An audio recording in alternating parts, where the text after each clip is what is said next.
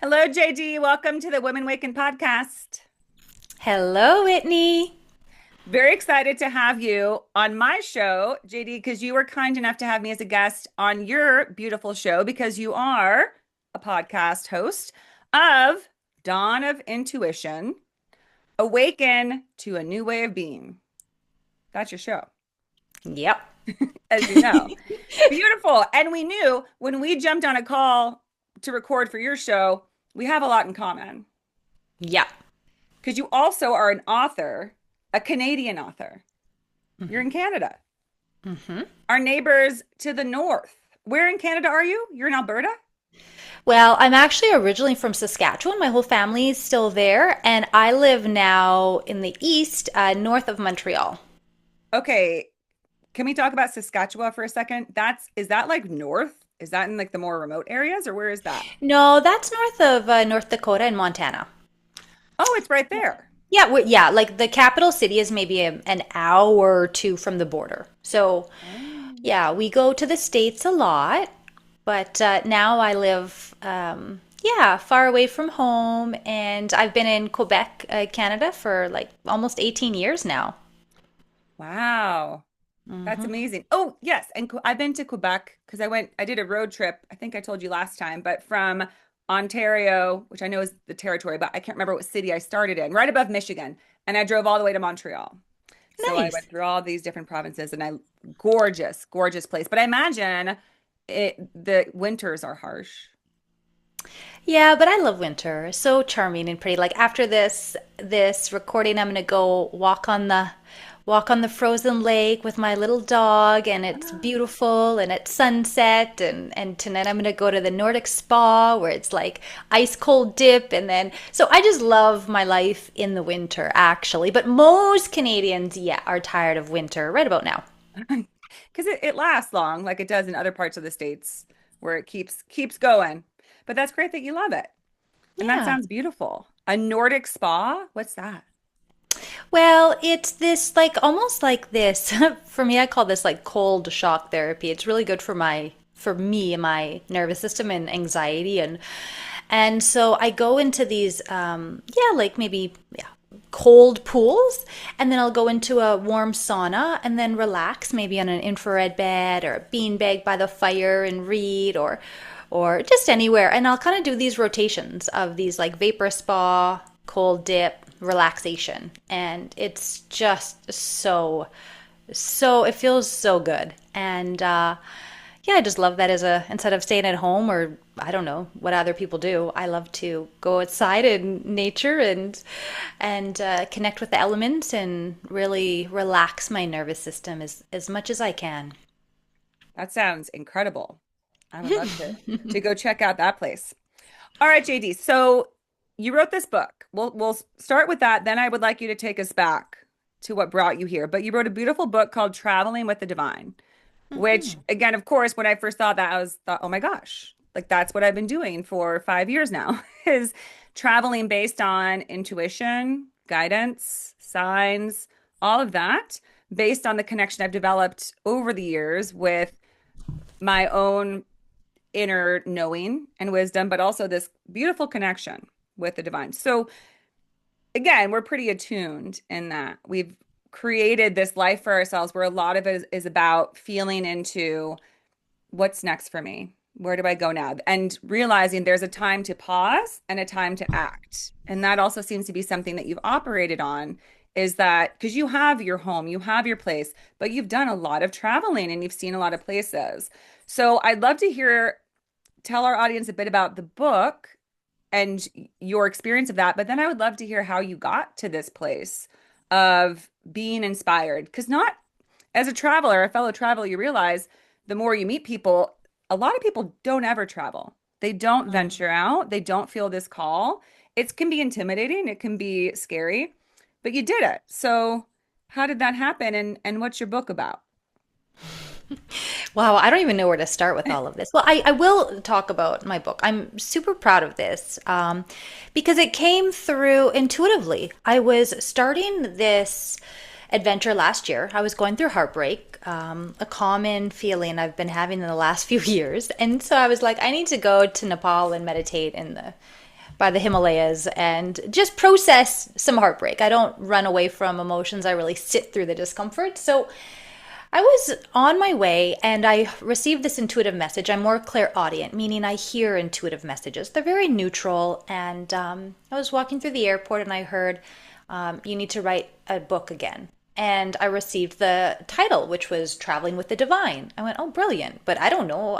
Maybe that title has been used. So finally, when I had my phone, internet, a moment, I started looking for this and searching. Is there a book called that in both spelling? Because I wrote this book in Canadian spelling. I write other books in American spelling, but this one I have 2L. So I checked all the different spellings of travel and the emails or not emails, websites and there was no book that was named this. So I was like, oh, that was so validating for me to be like, oh, that was definitely an intuitive message. Because mentally, anytime I'm like, oh, that's brilliant, that's not from my mind. That is some brilliant inner wisdom and guidance coming from my higher self, my guides, whoever. So I was guided to just share my story, and my story is simple, but I needed to kind of create a whole book around it. So throughout it's like a travel memoir, adding spiritual lessons, but I talk about different themes. Like I might have one neat story, but I'll create a whole chapter on it. And it might be, oh gosh, there's so much. Like just actually this day last year, I was with my twin sister looking at the Taj Mahal. So for me, I did a whole, that's a whole symbol of love. It's like it's representation of love. The king built this for his late wife. And so I do a whole chapter on that about love or, my gosh, there's so many different topics that I talk about. Surrender, portals. Like I was guided to one night, my flight got canceled. And so I was rescheduled. So I had one night extra in Cairo and I went to go see the pyramid. So I talk about portals, earth portals, and like random topics, like those are the most important topics. That's Exactly. so powerful. And that's the beauty when you just don't have so much of a structured itinerary or agenda, you will find yourself Hmm. suddenly, unexpectedly brought because there's so many places in the world that aren't known to be so sacred or significant, but they are, or they are for you, right? And if you let yourself listen to, oh, dang, this got canceled and you're bummed out, but what is that opening me up to? What does that lead me to? An extra night in Cairo, and oh, wow, here I am at a pyramid. So, and I'd like for you to talk a little bit because you asked me this question, JD, when I was a guest. Most people will hear us speaking of that and say, "What do you mean you received guidance? What did that sound Mm. like? Did somebody call you? Did it, show up on a billboard?" Which it sometimes does. But for you, what was that like? And how did you learn to trust it rather than think, I can't do that. It's not on the plan. I didn't plan for that. It wasn't what I was going to do. What does that sound like? Like that guidance to write a book. Did it sound like an actual audible voice? Did it feel like it came from within? What is that like for you? Yeah. Well, there's different clairs that I like to write about actually in my last book. So it's just there, Intuitive Business Connections. That's have a whole website and That's your first book? this well, it's not my first book. My first book was Intuitive Animal Connections. Actually, That's it's no longer. right. Yes, it's all about intuitively connecting with our animal friends, and the spiritual lessons I learned from rescue dogs. That's no longer in print, but I may try get that back in print. But, anyways, we'll see. So with this book, I read a whole chapter on the different clairs, and because we do receive, there's not one way that people can receive intuition. We're all different and we can all receive it differently. Sometimes through feelings, through dreams, through visions. I receive it through really this calm, audible, like really a message, like a very neutral message. Sometimes it can be strong. Sometimes it's like, stop, do this, go there, speak to that person.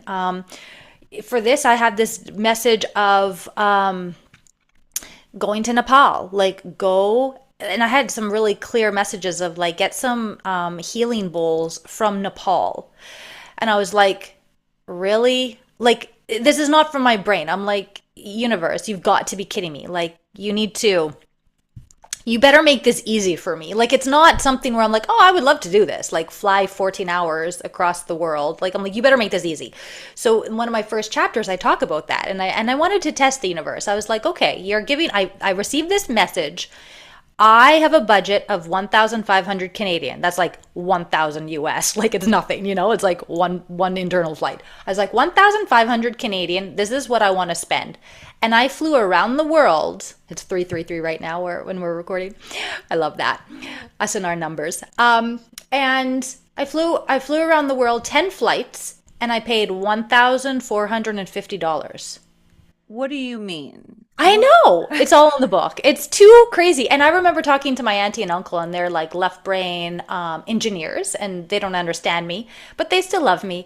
And they're like, they couldn't believe it because they're like, where we're from, to fly to Mexico, it's like 2 grand per person economy. And I'm like, well, that's how you live your life. Like, we all live life differently. And I live in a very different, I don't know, reality because I trust my intuition. And I don't have to. I receive intuitive guidance a lot. Sometimes I listen and my life is easy. Sometimes I don't and my life is more complicated. And it's just neutral. It's like, I feel like intuition isn't judging. It's like, oh, here, this is an easier path for you. Oh, but we all have free will. And sometimes I don't listen. And sometimes I'm really stubborn. And sometimes I get wrapped up in whatever human emotions, like I'm human.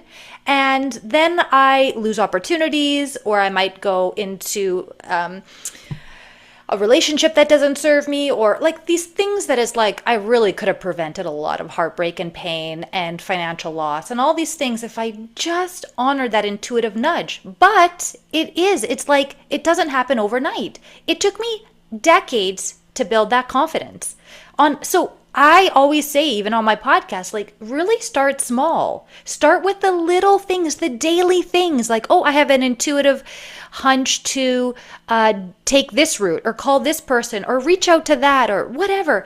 And when you start getting these wins, you will have the confidence to be like, okay, I'm putting on a backpack and I'm going to trust that the universe is going to support me on this journey, because that is really jumping off of a cliff. Like, that's scary. Or taking big steps on what job you want to take, what relationship you want to enter, where you want to live. These are huge decisions that you really have to, I would say, be like more like confident in your own inner truth and inner wisdom. Yeah, absolutely. And they can even be little things like deciding what you want to wear that day, because Mm-hmm. everything holds a vibration. And Mm-hmm. so if you kind of tune in and think, well, what do I feel drawn to when I look at my closet? And you're like, I want to wear that shirt, but I keep getting drawn to the red shirt, which both of Mm-hmm. you and I wore red today. Mm-hmm. Because we were feeling it. And you have this beautiful printed shirt. I almost wore a shirt just like that, but I didn't listen. I was like, no, I want to wear this one instead because it has gold. But yeah, but that's the importance of that is, well, color has vibration, but also it makes you realize when you have these synchronicities. Synchronicities Mm-hmm. kind of show you, it's like a validation that ding, you heard the message and you followed it, right? For us to be Yes. wearing the same color, it's showing you both were listening to your guidance, right?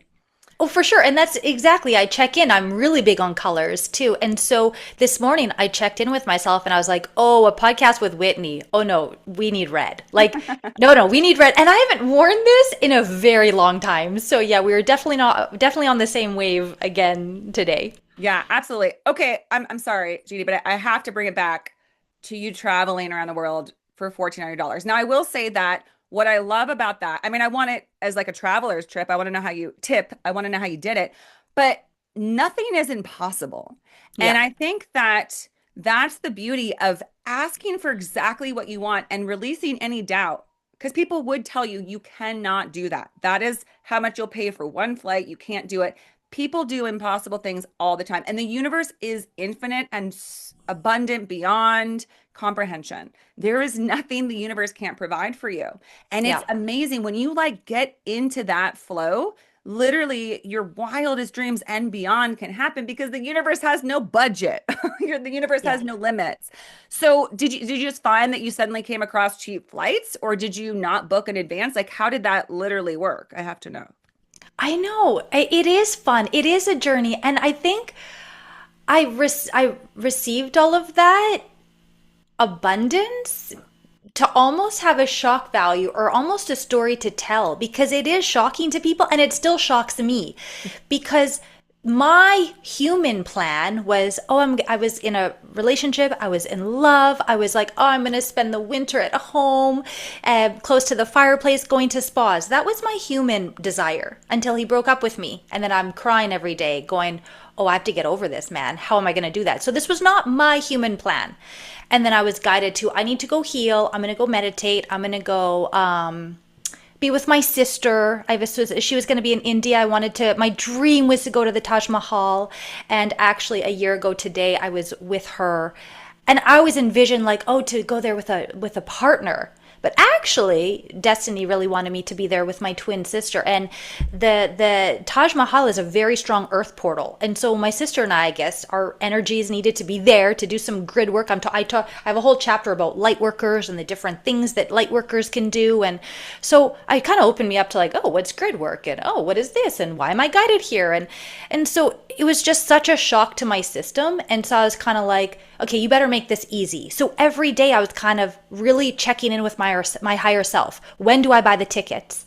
And so one morning I had points that I hadn't used for a year, and I didn't think that many, but points, and I don't know how much points it costs to fly to Nepal, like Kathmandu.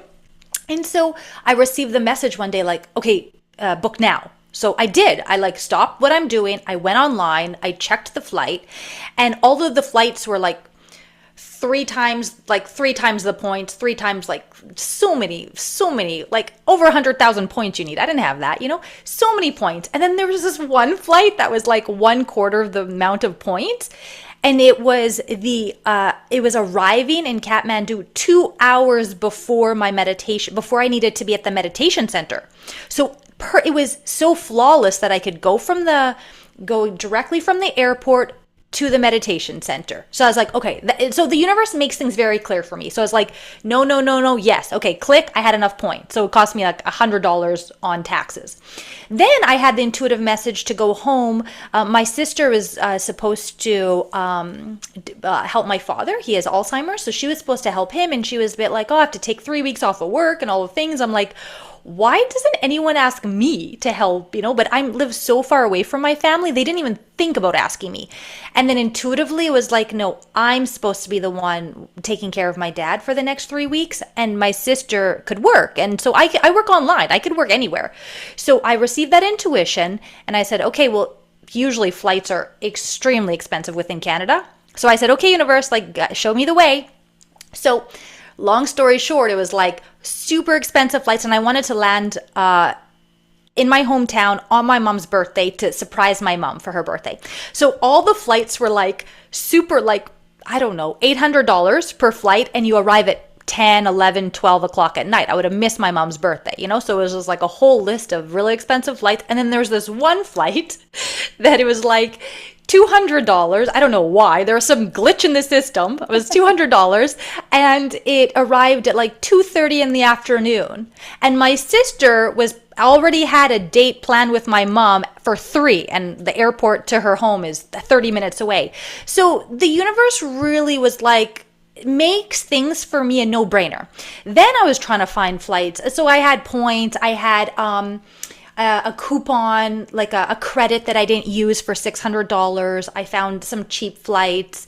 So there was a mix of a bunch of things. But the fun thing was, as I was like really trying to stay within my budget. And then I was just like, I was flying from, where was I flying? I was flying to Morocco from, oh, yes, New Delhi. Okay, so I'm in New Delhi and to get to Morocco, and all the flights were so expensive. I'm like, oh my God, how am I going to do this?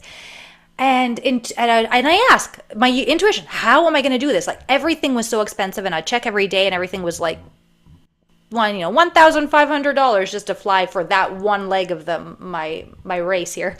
And so I was like, what do I do?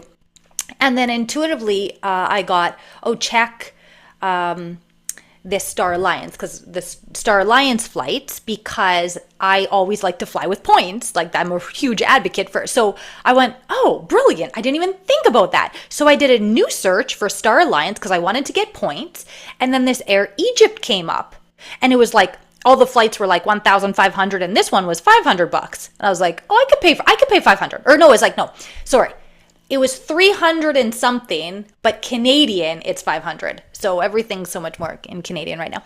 So I was like, oh, Air Egypt, maybe if I meant, so then I said to the universe, okay, maybe if I meant to see the pyramids again and be close to the pyramids, then something will happen and my flight will be canceled and I'll be rescheduled and I'll get to the pyramids again. But I'm too cheap to pay for that. But I told the universe, I want this to happen. So I'm in Kathmandu and I get an email, oh, your flight's canceled. We're going to reschedule you. Do you have a preference? I was like, yes, I do have a preference. Thank you. I would like to go the next day. And they're like, okay. So they put me on the next flight. So I had one night in Cairo. I landed. I went to a homestay. I didn't know anyone. I was like this random homestay in this because I'm a backpacker. So I spent like $15, like a very residential home.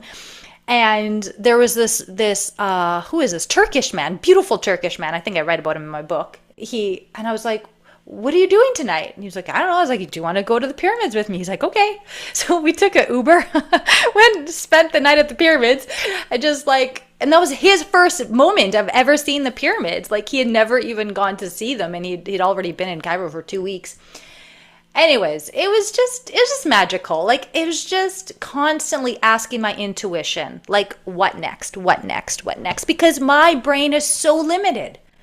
I don't know these things. How can our limited brains know all these things? It's impossible.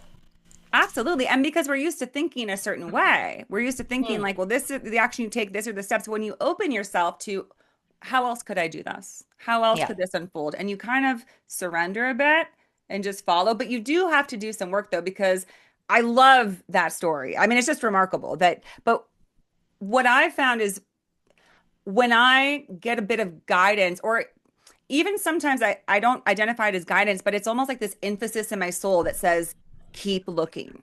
I've been there Hmm. before where I think I want to do this and I know it's possible, but I don't see the option. All the flights are super expensive. It can't work out, but something inside of me says, don't stop, don't stop. And sometimes if you just keep pushing far enough, you hit what you knew already existed. And I think that kind of taps in to our psychic abilities where we can tap into the future and we can say, Hmm. I know this exists because I know that this event happens in a Hmm. certain timeline. I know it already exists.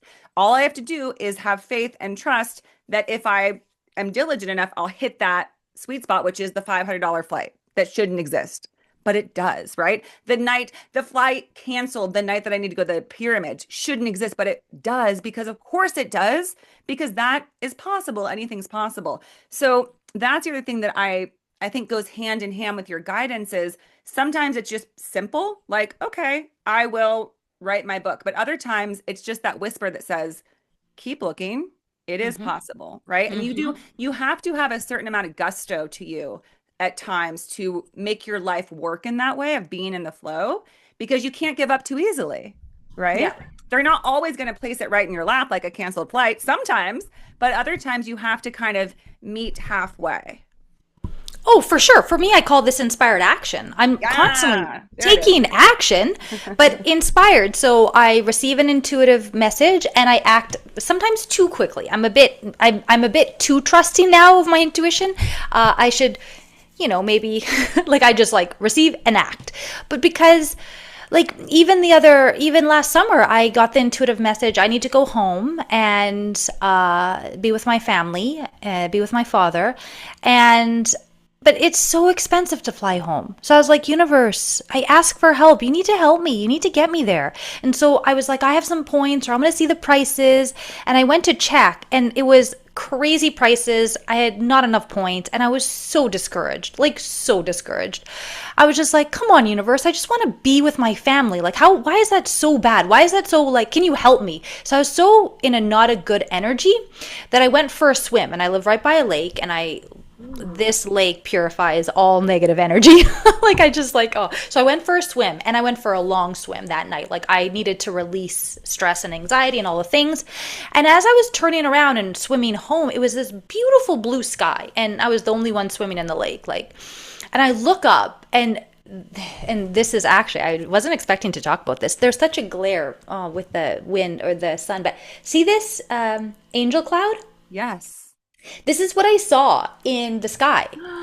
This angel cloud. And I gasped and I was like, I'm like, no one's gonna believe me, but I'm swimming in the middle of the lake and I don't have a camera, but no one will believe me, but I believe me and I've seen it. And okay. So I knew that something shifted energetically. Maybe it was, I feel like this was a sign from my grandmother. Me and her are very close and she's transitioned, like probably you and Audrey. Audrey probably comes to you all the time. Like the connection is not lost. So I felt like that was my grandmother. And I came back and it was like 8 o'clock at night and usually my computer and all technology is off. And I was like, no, no, no, no. Energetically, something happened in that lake. I need to go recheck my flights and my, if I have enough points. So I went back again that night, then I opened my computer and I had this email. Someone, in just the hour I went swimming, I had someone book a weekend retreat at my home for like, I don't know, $900. So I was like, well, that's the cost of a flight, more than a cost of a flight. So I was like, well, that's abundant. But I was like, I'm going to go check on my points, see if anything shifted there. And within I don't know, the couple hours, there was one flight that was again like 1/3 because what did I have? I had 15,000 points and everything in the afternoon was like 45 or 60,000 points. Like it was crazy. I was like, I'm not even close to that. And I came back that night and there was one flight that was very good for like 14,000 something points. So I had enough points to fly home again. And I was like, I just felt like, thank you, Grandma. Like, help me get home to be with your son. Like, so I feel very guided by my intuition, by my guides, by my ancestors. But I do ask for help. I used to like feel like I only had a certain amount of wishes of like, oh, I can only ask for like really important things. No, I ask a lot now. I ask for a lot of support because it's like, it's easy for them. Like, okay, we can just adjust some points. Like, it's easy. It's hard to be a human, right? You reminded me of that. Like, remember how hard it is to be a human? Like, help us anytime they can, really. And that's what they want to do. Yeah. They want to be in service because just as we're on earth for a purpose to have this difficult time of growth and depth, my understanding is that when souls become angels, their whole purpose in that time is to aid and guide. So you're allowing them to fulfill their purpose while you're fulfilling your purpose of going through the freaking rigmarole of life on earth. Trenches. For goodness sake, good grief. So yeah, it's a beautiful relationship, and I love that story of the lake. What a beautiful moment out in the lake, a pristine lake in the middle of northern or Canada. That's amazing. I have to share really quick. I have a cloud story as well. I was called to go to Mount Shasta years ago. This is when I was just starting. I was thinking about starting a podcast. This was actually New Year's Day of 2021. And I was kind of thinking about it. I was like, I'd started my website that was Women Awaken. And I thought, I wonder if I'm meant to do something with this. Like, am I just kidding myself? Is it a silly idea? Am I meant to move forward with this and make Women Awaken into my business and a podcast? And I was snowshoeing up Mount Shasta that day with a friend. And it was beautiful, perfect sunny day on Mount Shasta. And at one point, I just did, a trust fall into the snow and just laid there looking up at the sky. And I kid you not, the emblem for Women Awaken is the double W's because I'm Whitney Walker. So like double W's, I like the alliteration. Mm-hmm. I swear that the emblem that I made for Women Awaken was written in the clouds. It was right there, clear as day. I took pictures. I showed my friends. They're like, oh yeah, that's it. Shit. And I was like, yep. So like you said, they give you this beautiful confirmation, affirmation of, yeah, yes, and I feel like that angel in the sky was like, go check your account because I got it taken care of because I'm your angel. Yep, exactly. Yeah. And I felt that. And I could have come home. I could have turned on TV. I could have, whatever. I don't know what other humans do. They could, I don't know, go to the bar. I don't know what humans do. But for me, it was like, oh no, I'm very conscious of all signs and synchronicities, even with animals, even with the numbers. I just named the number. I like with colors, like and it just makes life more fun, more magical. I love that. And and I'm constantly asking too for my podcast. It was like, oh, okay, start a podcast. Okay, well, what name? There's like infinite possibilities. And I just was like, I gotta surrender and receive the intuitive message of what this is, because again, this is bigger than us. Like, I want to be of service. Like, I'm not earning a living doing this. This is a I don't know, me being of service. Like, oh, let's talk about spirituality and talk about good things and the good of humanity. And like, so I needed help on the name, and it came through as my middle name is Dawn. And so that's what I really like about that name of the podcast, because it's the dawn of intuition. And so, yeah, I That's couldn't have thought, I would never have thought of that myself. incredible. You're really working in direct collaboration with your guidance. It's beautiful, as we both are, and it is. Yes. And I think the word you said is perfect. It truly, life begins to feel more magical, which guess what? It is. But most people don't live that way. Most people think that Yeah. magic is like a silly, obnoxious word that's too whimsical, but literally life is whimsical. That's all it is. It's all us Mhm. creating our reality, and we can make it into whatever we want. But when you start expressing, I want to be of service, like you said, I want to contribute to the highest good by being my full, most expressive, exuberant self. The universe is like, yay, somebody, good. That's what a lot of humans could really benefit from, is if you guys just realize your magic. Everybody has magic, but most of us Mhm. think we don't. So when you start working in unison with the universe, with our guides and angels, magic literally happens. And you Yeah. become a testament to the beauty of the world. And then your mere existence is a gift. And I wanted to touch on this because we've talked about dating, and I am in this period of reprieve from dating and a period of healing, moving on to the next chapter of relationships, all that. But I'm in the in between. And what's really helped me, because you've spoken a few times about this time a year ago when you were that grief, that pain from the loss of a relationship that may or may not have even been really what you wanted, but it felt like it was something significant. It felt like there was something real there. What I've come to peace with is that, just like you said, it's not just about us. Everything we do, we're in service to others. And I've realized that's true for the people that we are in relationship with. We tend to be like, well, why did they hurt me? And this didn't work out. And what was I thinking? But we can't forget that every soul we connect with, we change and we touch. And especially when we give our love to somebody, because I've had to make peace with, why did I do that? Why did I give so much love and devotion and kindness to somebody who ended up lying to me and hurting me? But then I Mm. recognize, you know what? Love is never lost on anything. And that Yeah. person, whether they express it or not, was changed and affected by the love I gave. And the same for you and your relationships, because we've talked about, maybe we can talk about it later, just how hurtful and devastating it is to get over certain connections. It's not easy. It takes you to the root of your some of your biggest doubts, which is, am I lovable? Do Mm. I matter? Is there something wrong with me that this person, it didn't work out with them, that I couldn't make this work? All of that, right? Oh, yeah.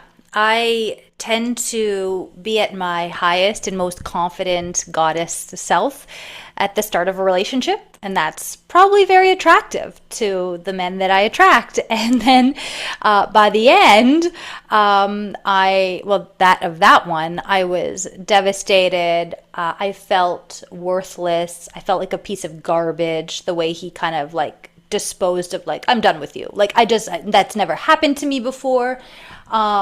And he has every right to honor his truth and go, we're not in perfect alignment. And I was really, we had a nice ceremonial ending. And I was really grateful for his authenticity and honoring his intuitive truth. It still devastated me. But so I kind of just end with like doubt, not trusting myself, because yes, I love to like, oh, I'm so intuitive. But, with some men, I can be googly eyed, or with a little bit of, sweet compliments, I can override my intuitive nudges. Like, my body knew for the whole time that we were together, the anxiety I felt and the stress and the tension, my body knew, but I was just so, I don't know, created a story. I was in my head and so happy to feel in love, because that's a fun feeling. And I overrid my intuition a lot. And I tend to do that in romantic relationships. In my friendships are solid, my family is solid, work is solid. Like, so many things are easy, but romantic relationships, ooh, they can really affect me. They can really impact me. Definitely. And I think for me, my understanding is that it brings up our inner child wounds. It brings Mm, up the part of us that created beliefs that we might have, which is, again, am I good enough? Am I mm-hmm, lovable? And when we meet somebody that feels like, oh, they see me and they're gonna love me and they're gonna give me this, yeah, it's remarkable how much. And I wanted to speak about this is it's this clash that women have where we can be so in our element, so in our power, and so attuned to this is who I want to be and this is what I want to do. And all of a sudden we can get completely derailed by mm-hmm, this romantic connection. And I think it is because I think it has to do with the history of women and how long we've been told that we are inferior and that we need to find somebody to be enough and that we don't recognize that we are worthy just as we are. I think we can believe that until we meet somebody and we really want their approval or their acceptance. We want them to choose us, right? Because that's also something that's gone on for thousands of years for women is you need to be chosen. If you're not chosen, you're worthless, you're going to get left behind, right? And we were for a long time women in order to have a safe, secure place in society, you kind of needed a man for a long time. And mm-hmm. that's not the case anymore. So we're at this interesting juncture for women where I think more women are starting to ask themselves, why did I get involved with a man who clearly didn't bring much to the table? Oh, and also, do I really need a man? And why do I feel this need to have one when I am much more happier and at peace without a relationship? And I'm not talking about across the board. At its nature, relationships are meant to enhance both parties. But that's my Mm, point is so many of us get in relationships where we're like, did that person enhance me at all? Did they inspire me? Did I respect them? Did I really admire things about them? And if the answer is no, it's sort of like, then what the heck was I doing? mm-hmm. Trauma bonding. Yeah, just getting connected with somebody because again, you're looking, and I like this. Somebody used the phrase, most people are with their wound mates rather than a soulmate. Ooh, People meet yeah. each other because we're like, ooh, you feed my insecurity about this. Like you give me this hope that you're the elixir that's going to cure this hole in me. And that's not a Mm, way to do it. You don't want to enter a relationship at a point of deficit. But goddamn, is it hard not to because you see that person and that knowing hits almost instantly. I've had men that I couldn't walk away from, even though it made no sense to get involved, but it was because of that pull of like, you remind me of the lack of love my father showed me, and I feel like you could give that to me. And it's hard to break out of mhm, that and make it a healthy choice. But it takes what it takes. And I think after enough rounds, you start realizing, I'm ready. I'm mhm, ready. And you know as well, this is how spiritual awakening growth happens. It doesn't happen in your time. It happens in divine time. You have to, mm, I personally believe you have to take the number of go rounds until you really fully get it. Because anything less, you're not going to be. What I'm saying is that I think we're meant to make choices from a natural state of pure knowing. And if you don't get screwed over badly enough to recognize that this doesn't work for you, you will always still be curious. I've pulled that thread so many times, there's no curiosity left in my body. And I'm able now to walk away from men who come around and it's like that cute little sparks happening and they're giving you attention but it's like, wait a minute, but are they at my level? Do they have aspects that would work for me? And if the answer is no, I walk away. And I could not have done that. Do you understand? oh, for sure. It's a evolution, and Yes. we could Evolution, talk. we evolve. It's so Yes, exciting. we Finally. could we could talk about this for a whole day. This is like Oh, my yeah. favorite topic, relationships. But well, exactly. Like also for strong, independent women, um, the idea of am I too much? That's a big one too. So I oscillate between like I'm not enough and am I too much? And I never like it's taken me decades to get to the confidence I am and the yeah, just the confidence of who I am as a human. And I do not want to have to dim my light for another. And so that was scary because before I used to maybe choose, like I had a belief system I can't have money and love at the same time. So, but then I had to break through that belief system of like, yeah, actually, I can have money and I can be in love. Like, those things can, be together. Or I would have beliefs of like, I don't want to intimidate a man, or I don't. Now I'm just like, no, no, no. I'm going to show up authentic. And the more that I've been alone, the more and the more I've healed, I've gotten out of heartbreak, and I just love my own energy. I'm an introvert, and I just love like a date night with myself, like the spa. I'm going to the spa tonight. Like, this is like the funnest date night. I just love that. So the humans I hang around with, friends or partners, I need to feel better in their presence than worse. And so now I'm at a very, like, the more I'm raising, I feel like my vibration, I can no longer tolerate people who drain me or who put me down or who don't see my value. Or, like, just like one relationship, this man, he was interested in me for years. He wanted a conscious relationship for like years. And so we started talking every day and all the things, and I made one request. I was having a really bad day, and my love language is positive affirmations. I said, he goes, "Is there anything I could do for you?"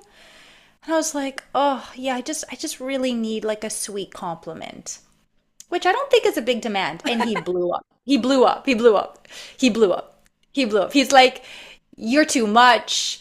You were closed off to me all day. Now you want a compliment." Like, he lost it on me. And I was like, okay, this isn't going anywhere. Like, I'm like, I have nothing more I can give this man. Like, I was so depleted. I had such a rough day. And if I don't want to go to people and for them to push me down. Like, I don't need this. I read text now. It's like, "Oh, if a woman chooses peace over you, like, she's done. She's never coming back." And I'm at a place now where I'm like, I choose peace. I choose peace in my life. Yeah, that's exactly it. Did you end it with that guy at that point, or did it carry on a little Oh, bit no, no. longer? That the next day I was like, okay, I said, I'm done. I'm Good, done. good for you. Was that the most recent one? No, this was like last year. Well, that's impressive. And I think that's good inspiration to women that we have the ability to say no. And it's okay to say no, even if it might mean that they say mean things to you or don't like you, because guess what? That's revealing their true character. And Yeah. that's something I've had to work on is not being tied to, well, I want this person to like me. I want them to think well of me when we end. But then you think, well, have they considered me in their words and their choices and their actions? No. So, and not that I don't want to intentionally harm somebody, but I don't want to hold back my truth just to spare somebody the discomfort of you really did not handle this well and you were really hurtful in your actions. That's okay to express to somebody that you couldn't offer me what I needed and that doesn't work for me. It's an Hmm. empowering thing to recognize that we can directly state what we need. Because I know for a long time in relationships, I was afraid, just like you said, I was afraid to ask. Because what if it was too much? What Hmm. if they put me down or couldn't deliver? And well, why would you want somebody who doesn't want to offer you what you need? That's it. Hmm. I do that for people. I was always jumping to offer partners what they needed. So it's a lot about letting go of that. Again, I think it's inner child fear that says, "Oh, I don't want to be left." It's abandonment wounds. Most of us Hmm. have some form of abandonment wound just by being on earth. Because a lot of us are like, Hmm. "How the hell did I get here and why?" Yeah. We feel kind of abandoned by God, by divine, until we realize we were never separated. That's a whole nother tangent. But I'll just say that I think a lot of us act out of fear. And that's something I had to recognize, even in just conversation and connecting with men, is, you spoke of not having your peace and choosing peace over it. I didn't like that feeling where I would be doing great, doing my work, doing my show, all these things that were aligned with who I am. And then I meet a guy and I feel so, I feel like I'm watching myself and saying, who is this woman? Hmm. You're just fawning to this man. You're carrying the conversations. You're pushing yourself away and just asking all these pandering is the word, pandering to men. Well, what do you like? Tell me more about you. And just, why do I do this? And I want somebody who feels like a healthy collaborative conversation, not like oh no, don't notice me. I'm just I just want to hear about you. I just want to attend to you because I don't want to, like you said, be too much or scare you away. But kind of like, being done with something, if you can't be your full resting self with another human, what's the point? Hmm. But I think women have found like, well, that won't work because what if they don't like me for this or that? What if they think I'm boring? What if they don't think I bring too much to the table? But more and more, I think women are stating they just don't see. If they don't see what I have to bring, then forget it. Yeah. But it's again, you spoke about like going through the rounds, and it's like, oh, I've gone through so many. And I used to, when I wasn't happy in a relationship, I one relationship I stayed for 5.5 years, and every month, every full moon, everything would come up, and every full moon, I was like, we need to talk, and I'm not happy, I'm crying. We try another month for 5.5 years, and then okay, the next one was like 3 years, and then the next one was a year, and the next one was 3 months, and now it's like a couple months, or like now it's like, oh, like when I state the smallest of boundaries or the smallest of my needs, and I'm shamed for it, it's like, okay, I'm not gonna do another round. I've learned, and I'm not going to suffer. I don't need to suffer any longer. Of course, I'm looking for conscious relationship. So conscious relationship is sitting through the hard stuff. And I was ready with that man. I was like, okay, let's sit through this. And so the next day, it's like, he's like, oh, he goes, I want to understand what happened last night. I go, sure, perfect. Let's talk. Like, I'm all about conscious relationship and growing. And of course, people are going to bring out our biggest wounds. For me, abandonment is less than my wound of rejection. That's a huge wound for me, wound of rejection. So for me, just to make a simple request is like so edgy for me. And so, okay, I was really happy. I was like, okay, this guy is going to sit and talk to me. Within 5 minutes, he got up. He's like, I think I should go. And he left. He literally got into his car and drove off. And I was like, wow.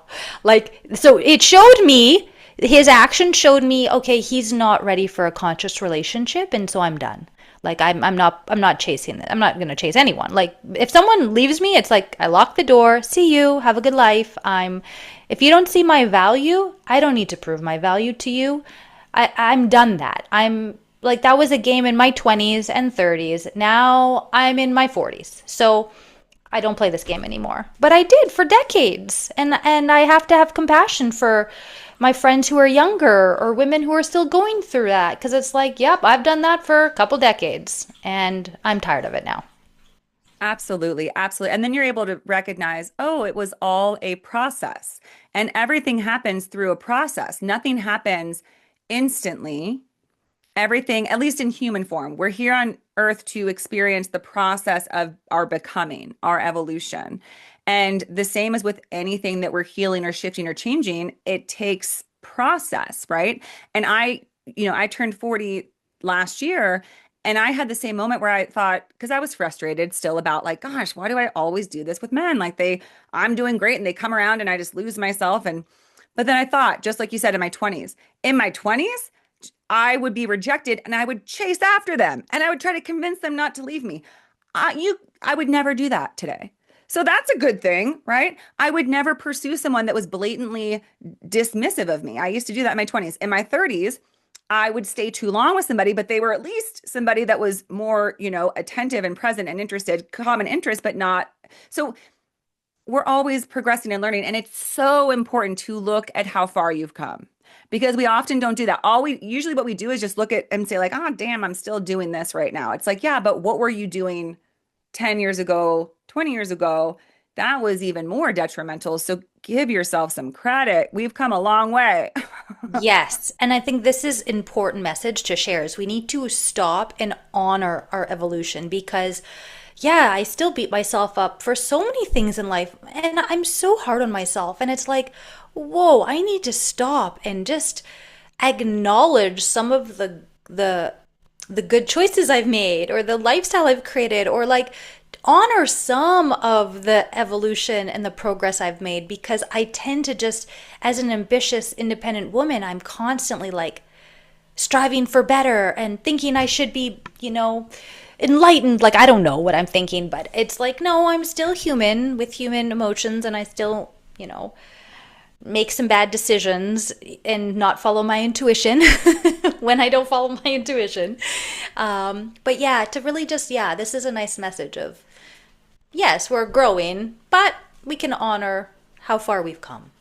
Yeah, absolutely. I'm a big proponent of doing life inventories where you look Mm, back and you say, okay, well, what have I achieved? And again, there's milestones, right? Turning 40, I really was thinking about what have I done so far in my life. And as I shared with you, I'm now in my childhood home until I go abroad for more travel. And I wanted to clear out the space here. There's so much junk that accumulated here. It was, the place, I don't have a home, so I would just leave all my boxes of paperwork and stuff. And so I wanted to get rid of it. And I had all this paperwork from schooling that I did and jobs that I had. And I thought, my gosh, you have done so much to get where you are today. You've done so much, you've grown so much, you're not even the same person. And it's a beautiful thing to be able to sit with yourself and saying, this is the result right here. This woman that I am today is because of every single effort I made, that where I stuck it out and I had that grit and determination and courage. And when you see that, you're like, I'm a fucking force. I'm a force and I get to carry that on as a clearer channel now because like we've said, when you've done some of this work, all of the hard work you do, if you do it with a mind of growth and healing, you become a brighter channel. Have more peace inside. You have greater freedom. And a human being who has great sense of peace and freedom, you feel it. That's a different kind of person. They're not operating out of fear, they're operating out of trust. And also, like you said, joy and magic. We're like, what's going to happen tomorrow? This is a fun ride, not feeling trapped and beholden, imprisoned. So yeah, it's a remarkable thing to say. I don't necessarily need to look at all the things I accomplished. I just need to look at who am I showing up as every day. Because just, and you said something so beautiful that I told my mom this yesterday. I said, I just like who I am today. I like when I show up and meet with people, I love it. I think, oh, you're very sweet, and I see myself in a good light. Whereas before, I questioned everything. Was I annoying? Was I weird? I like who I am. I go and spend a day with myself, and just like you said, I think that was great company. And that is the gift of doing the work. And so yeah. this is for anyone listening who's in the midst of it. Like, don't give up because JD, you were there and I've been there where it's like, is this ever going to get better? Mm-hmm. Mm-hmm. Yeah, there's constant change every day. Our life can change in a moment, in an instant, our entire life. News we receive, an accident, an opportunity, a relationship, like, yeah, and yeah, yeah, it is magical to live in the mystery. And also, what do I want to say about that? I don't know. But I think you get it. And we both, I mean, you're there too. I mean, look at the life you live, and again, to be happy in your own presence, I think is the greatest state any human could ever wish for because most humans don't have that. And I think it is important for those of us who found our way here to put ourselves out there because people need to know us. I think especially women. Obviously, I love working with women. I believe in men and women being able to achieve these heights, but women are so deep in their emotional experience that it's easy to get stuck in the negative emotional bogs. Yeah. So I want women to know that it's possible to not be in that clouded space of everything feels heavy and negative and I'll never get out. You can literally get to a place where you feel joy just in being you. Yeah. And what I wanted to say before was we're not going to be everyone's cup of tea. And the need of, oh, I want to be liked by everyone. It's so liberating to get out of that. Like, actually, I really don't. There's a lot of humans I don't need to be liked or appreciated by. And so I want to find my tribe. And we spoke about that on my podcast of like being protected. With some men, I've been invisible and I've chased those men. Like, oh, you don't see me. Now I'm like, oh, no, no, no. They were not in my tribe and they were very toxic and they really took me off track. So now I'm going through life in this flow, not waiting, well, that's a bad word, living my highest truth and going, the humans who see my light, that's going to be my tribe. Like I want to go and it's really so we were talking about relationships too. Back in the day, I was like, oh, he's beautiful and he is this and he is everything on my list. And now I go, I don't care about any of that. I want to be with a man who has a beautiful soul. And the money and the prestige and the car and whatever, there's zero interest. I want, can you help me grow and be a better person? Can we be on mission together? Are you open to being conscious? Are you open to sitting with me? And when things are rough, because in the past I've been with men who love to run when things are tough. So now I'm shifting, and as I'm changing my energy, what I'm attracted to is very different, which I'm very impressed with myself. I'm like, wow, I used to go for this look, and now I'm going for the complete opposite look and the complete opposite kind of soul. And I'm just like, wow, that's a huge evolution because I'm no longer attracted to emotionally unavailable or someone who, you know, doesn't see me or doesn't see my light. Like that just, it's such a turn off for me now. And when I was 20 or 30, that was a turn on. I was attracted to that. And so I have evolved. Like who we're literally attracted to, the people I surround my friends, my friend groups, like they're all different. Everything's different to be in alignment with my highest, maybe my highest timeline. Absolutely. And that's exactly what I was alluding to when I was speaking of when things really change, you can't force it. You can't say, I'm not attracted to that man, but you are. It's literally alchemizing your inner world. If you, when you do the work and you go through enough shit, you genuinely get to a point where you are no longer attracted to something that is not for you and not healthy. But it's Yeah. you can't fake it. You can't pretend. As long as you're pretending you're not there yet, keep going until you're there. Anyone listening, if you have to have a few more bozos in your life before you get it, it's worth it. It's worth it because you don't want to fake it. That feeling of genuinely no longer being attracted to things that are self-destructive is priceless.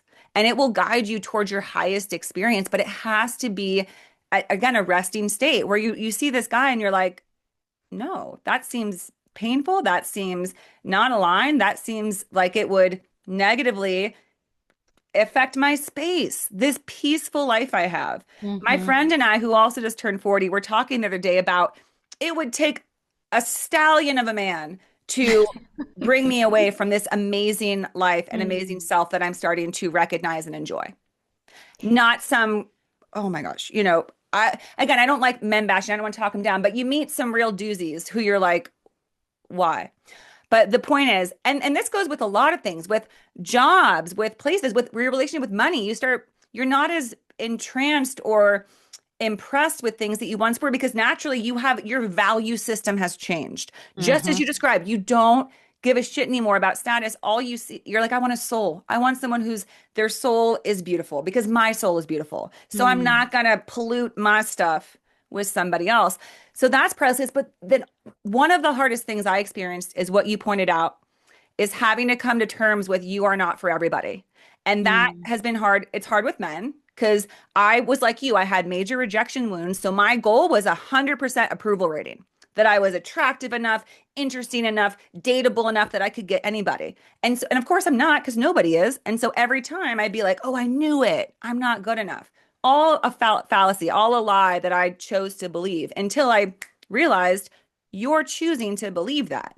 So, how can we shift your understanding, your beliefs to realize that was never true, that some people are just not for you? And the other part to that is great. It's a good sign when certain people are not for you because that shows that you're at a different level than they are. But I think when you've been rejected, you automatically think if somebody doesn't want me, it's because I'm beneath. It's Mm. you don't sometimes stop to think, well, maybe it's because I'm too advanced. Maybe Mm. I have too much to offer. So but yeah, I think anybody listening, it's a difficult road to walk when you have to let people go from your life because they're just not for you and you're not for them. And they might criticize you or put you down. And you might want to think like, well, maybe I should have acted differently. But all it means is, okay, thank you. And it's about trusting your guidance, right? You can't, the longer you spend fighting with it, the more delayed you are, right? But the easier you're able to let something go, you're just saying, oh, okay, clearly it's not for me. This person blew me off. This person insulted me. and criticize me, I'm just going to let it go because I don't think that that was aligned. And there's this quote I love that says, the trees let the birds come and go, and they have no preference. Or, yeah, the birds. The trees let the birds come and go, and they have no preference. Let people come in your life, let people leave your life. And the day you have no preference is the day you've reached enlightenment. Because we realize the Mm. people who are meant for us will come, and the people who Mhm. aren't will go. And it's a beautiful thing. I love that. Well, exactly. And just attracting, women, we are magnetic. So we're not supposed to be hunting and chasing. We're supposed to be in our feminine and attracting and so, just I live my life like this, like, okay, with my podcast, people find me. I'm not actively, and look at this new friendship that's developed. Like it's yeah, I'm attracting really powerful, amazing women into my life. And I'm like, wow, they're hopefully my mirror or just an inspiration. But I would like to invite all the single women out there, if All I the may, single ladies. if I may, is the next date you go on, because we're tending to be like, do you like me? Do you like me? But like always again, looking external and going, the next date is for me, like if I'm around a man or on a date or whatever, if I'm hugging a man or whoever, I am literally scanning my body, scanning my chakras, going like, how do I feel in the presence of this other person? Is my body tense? Is it this or is it open? Is it like heart centered? I've turned, that's a big paradigm shift. I'm looking inward now when I'm around someone, even for business interviews, really for anything. I get less distracted now by the outside, and I really look in, like, how do I feel in that person's presence? And that's your intuition. That's really your intuition speaking. So yeah, care more about how you feel when you're on the next date, not how they feel about you. Exactly. And that's the biggest crux that I think is can be so hard for women is why am and there's this whole movement around decentering men, and it's sort of that idea where be you and focus on how do I feel? I'm staying in my lane, I'm staying in my zone. I'm not just trying to shift myself into being approved by this person, by being enough. It's a terrible feeling, and it's not going to get you into an aligned relationship. But it's not that easy. I will say here's the problem. It can feel like programming because what you just described, I still, if I went on a date tomorrow with a guy that was, you know, attractive and funny, whatever, like, oh, I'm kind of interested, I would notice myself wanting to do the old programming, Hmm. asking all the questions, putting myself aside. So, like they say, fake it till you make it. Because as I described earlier, I do think it's possible to reach a state where you just naturally don't do that.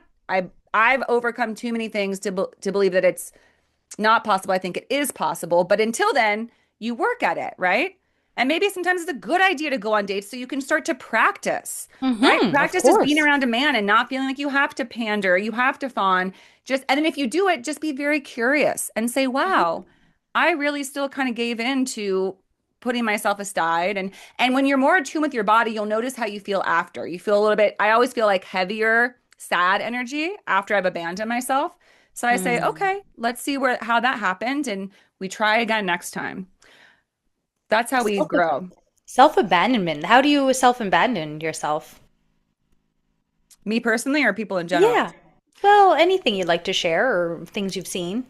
Yeah, well, I think it's that. I think that it's going into a situation where I'm reluctant to talk about myself. You know, they might ask about like, "Oh, what do you do?" Well, I have my own private practice, I have a podcast, but I kind of rush through it because I'm afraid like, well, I can't talk too much. They'll think I talk too Mm. much.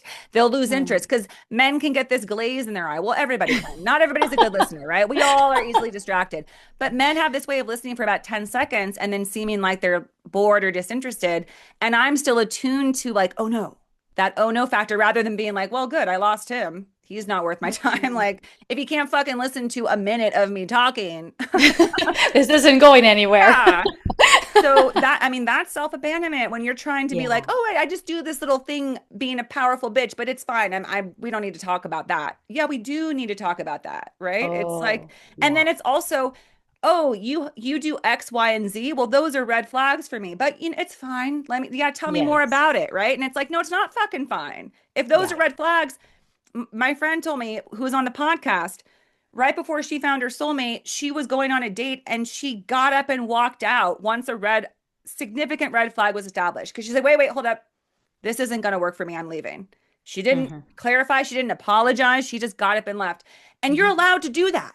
And at the time, I was like, wow, you did that? And I thought, you're allowed to do that? Yeah, you are allowed to do it. And not because you're a dick, not because you're a bitch. It's just because I've been down that road because guess what? When you push down that red flag, what happens? The date finishes and the guy asks, "How about another date?" And the pleaser in me thinks, "Oh, you have to say yes." And I've said yes to so many fucking second dates that I shouldn't have. And so now Mm. my mantra is I want to be like that woman and be like, "I'm leaving because you told me that you do X, Y, or Z, and that's never going to work for me." Yeah. And I need to honor myself. And they might say, well, geez, this was a waste of my time, blah, blah, blah. And you learn to say, sorry, but it would have been a bigger waste of both of our times. So to me, that's the opposite of self-abandonment when you're self-respecting. But Mm. I will still do that. And that's why I feel like I'm sort of like this, not fully formed new woman that I don't trust myself yet. So I have to be very cautious. I'm not going on dates. I like to spend time around men because I can practice, Yeah. right? Just going out and meeting somebody and you talk to them at the grocery store. And after I check in with myself and say, did you kind of like fawn to them? And it's like, yeah, a little bit. And it's like, okay, that's okay. And it's such a balance, right? Because you also don't want to be like entitled and be like, I need to just have my time. And it's just recognizing that they're just another human being and you can talk to them freely and you want someone to be interested in you just as you're interested in them. So I think self-abandonment really comes down to reverting back to what you think you're supposed to do or have to do to feel safe. Yeah. And I realize that with men, I feel safest when they're talking and Mm. I'm not talking about myself or taking up too much space. Hmm. I'm too nice and I say yes to things that I don't mean. So I watch myself and I say, why'd you say yes when you didn't mean it? And Yeah. that's where I'm at. So I'm still working. It sounds like you've kind of reached a point where you're in action with some of these things, where you're no longer saying yes when you don't mean it and you're not as self-abandoning. So you're an inspiration. Well, I call this more like living authentically. Yes. It's really being authentic. Like, no, that doesn't work for me. Whereas before I might have, yeah, just like, oh, I'll be open-minded and I wanted to be a super chill and really easy girlfriend. Now I'm like, my requests and wishes and needs are like, I feel so small. Like, can I have a sweet compliment on a rough day? Like, if like really I need a man to hold that. And yeah, if he can't, then he's just not the man for me. Yeah, absolutely. Well, high five, girl, because we're both on our journeys and we're doing the thing. And Mm-hmm. I mean, props to every woman out there who's on this path because we have to also, again, remember this is generational. These are Yeah. generational wounds that we are making huge strides in. We're transforming the dynamics of women in relationship and women in relation to men. And I think that that's beautiful, but it's difficult for a good reason, Well, right? just the level of freedom that we both have. You're off traveling the world, and I'm able to live alone, in my dream home. Like our ancestors didn't have that luxury. So we're in a different reality, and we have to honor that too. Yes. And they're definitely applauding Individual. us. And I Yeah. think that's what I see when I get certain guidance. It's like, we see that you can do it. You're there now. They're watching from above. They're like, you're in it right now. You're Yeah. in the freaking arena, and we believe in you, and we see what you can do. And we know that it's hard because we were there once, but we think you can do it. And we Yeah. worked towards this. We took baby steps, right? What did they say? They crawled so that we could run. They Mm, made the steps that they could in a much more difficult time for women. And now they see us and they're like, girl, you know, the the light is green. It's go mm-hmm. forward. So they're encouraging us. I know my grandma would always yell like any graduation things or events, she'd always be like, "You go, girl," you know? And I think she's still saying that. But Oh, I think just yeah. one final message I want to share with your audience. With all of my travels, I've traveled a lot. I started traveling at well young, but like backpacking by myself at 17. So I've been traveling the world, and I do want to remind people how good the goodness of humanity. Like, I don't know. I'm glad people are listening to this podcast instead of listening to maybe other things of what's happening in the world. But like, the more I travel, every country I go to, there's just earth angels. There's people supporting, helping, taking care. And I'm following my intuition. And if I feel something is not good or I tense, then I go a different direction. And I'm always just guided and led to just the most divine humans, connections, places for decades now. So I really do. And like, I just want people to know not to be so afraid of the world. Like, we hear a lot about negativity, but I want to be this messenger of like hope and love of like, no, people are good. People are good. Some people are hurt people hurt people. But most people are good. So don't be afraid to travel.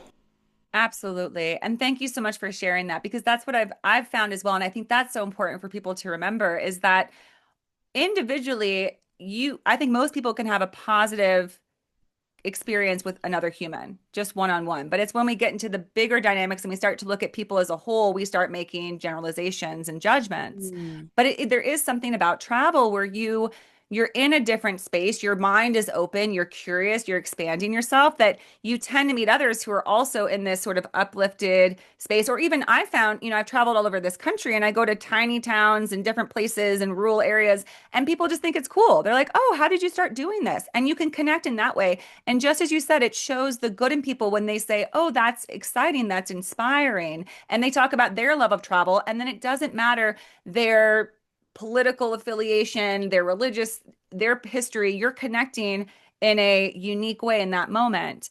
And that shows you what's true of humans. Everything else is our programming that we've created because that's what we learned to do. But at a soul to soul level, humans can always connect in a beautiful way. And humans are beautiful, wonderful, good beings.